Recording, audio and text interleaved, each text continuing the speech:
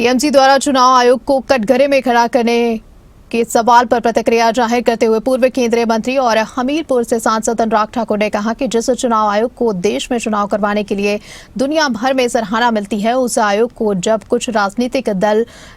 वो चुनाव हार रहे होते हैं, उस दरमियान अनाप शनाप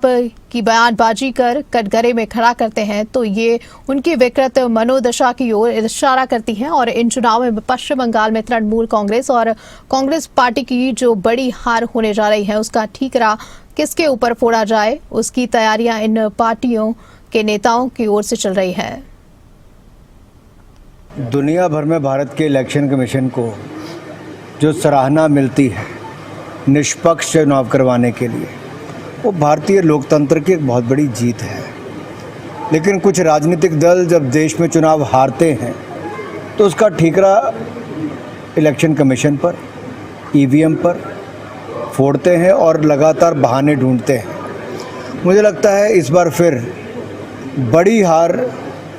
जो तृणमूल कांग्रेस की होने वाली है, कांग्रेस की होने वाली है, उसको लेकर पहले से ही बहाने बनाना, ठीकरा फोड़ना, आरोप लगाना, ये आदत बन गई है। चुनाव के समय ममता बनर्जी जी की बौखलाहट, झटपटाहट, घबराहट स्पष्ट नज़र आती थी कि जनता ने उनको नकार दिया है। 15 साल का कुशासन और दुशासन को जनता उससे मुक्ति चाहती थी। आज आप कहते हैं स्ट्रांग रूम पर प्रश्नचिन्ह खड़ा करते हो। अरे सीसीटीवी कैमराज लगे हैं जहाँ पे कोई खेल नहीं हो सकता, लेकिन खेल तो आप लोगों ने वोटिंग टाइम पे भाजपा के चुनाव चिन्ह के ऊपर टेप चिपका देना, इस तरह के काम करना, लोगों को पोलिंग बूथ पर जाने से रोकने में गुंडों का इस्तेमाल करना, भय पैदा करना और भ्रम फैलाना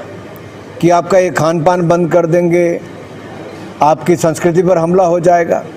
जब 15 साल में आपके पास दिखाने के लिए कुछ ना हो तो आप केवल झूठे आरोप, भय और भ्रम की स्थिति पैदा करते हो।